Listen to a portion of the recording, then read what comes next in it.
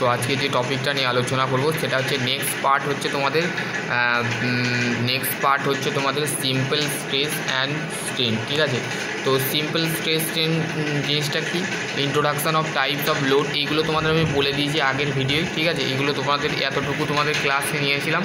এবার নেক্সট যে পার্টটা আছে সেটা হচ্ছে স্ট্যাটিক্স অ্যান্ড ডাইনামিক। ঠিক আছে, স্ট্যাটিক্স অ্যান্ড ডাইনামিক জিনিসটা কি, statics of remain the over the period, মানে তোমাদের এই external force will be of the internal restore force. ঠিক আছে, তার মানে তোমাদের এই মানে স্ট্যাটিক্সের ক্ষেত্রে রিমেন কনস্ট্যান্ট অফ পিরিয়ড, মানে স্ট্যাটিক্সের ক্ষেত্রে এক্সটার্নাল ফোর্স আর ইন্টারনাল ফোর্স অ্যাপ্লাই করা হয়।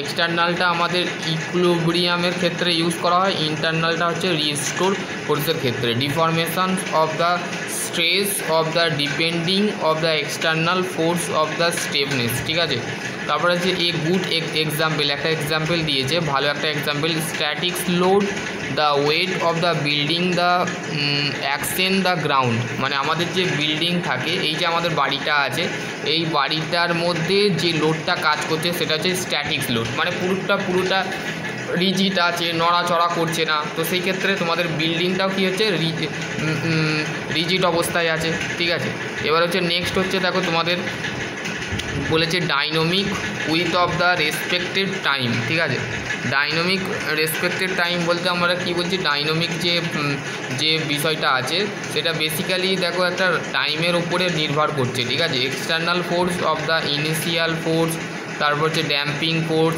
Internal restoring force. ঠিক আছে, এইগুলো তোমাদের কিন্তু ডাইনামিকের মধ্যে পড়ে। ইনার্সিয়া ফোর্স, এক্সটার্নাল ফোর্স, তারপরে মাস অফ দ্য ফোর্স, এইগুলো তোমাদের আছে। ঠিক আছে, দেখো এখানে types of load of the solid, এখানে তোমাদের কিন্তু সলিডের বিষয়টা বলে দিয়েছে।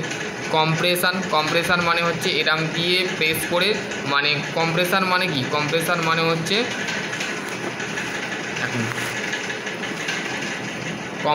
মানে হচ্ছে ধরো এই ডিসলাইটা আমি এরম দিচ্ছি, এই যে এরম দিচ্ছে, চাপ দিচ্ছে। ঠিক আছে, কম্প্রেশন মানে ওপর থেকেও ফোর্স দিচ্ছে, নিচে থেকেও ফোর্স দিচ্ছে, অ্যারোটা দেখে বুঝতে পারবে। ঠিক আছে, দেখো এখানে হচ্ছে টেনশন মানে হচ্ছে টেনসাইল ফোর্সকে বোঝাচ্ছে। ঠিক আছে, টেনশন হচ্ছে তোমাদের টেনসাইল ফোর্স। ঠিক আছে, this is the tension, compression. ঠিক আছে, তারপরে হচ্ছে বেন্ডিং মানে হচ্ছে চারদিক থেকে আমাদের ফোর্সটা দেওয়া হচ্ছে, চারদিক থেকে, মানে এই দিক থেকে দিতে পারে বা এই দিক থেকে দিতে পারে, মানে এই দিক থেকে দিতে পারে, মানে এই দিকে দিল বা এই দিকে দিল বা এই দিক থেকে ফোর্স দিচ্ছে আমার এই দিক থেকে, তো সেই ক্ষেত্রে তোমাদের সেটাকে বলা হচ্ছে বেন্ডিং। আর টরশন মানে হচ্ছে মানে যেমন টর্ক।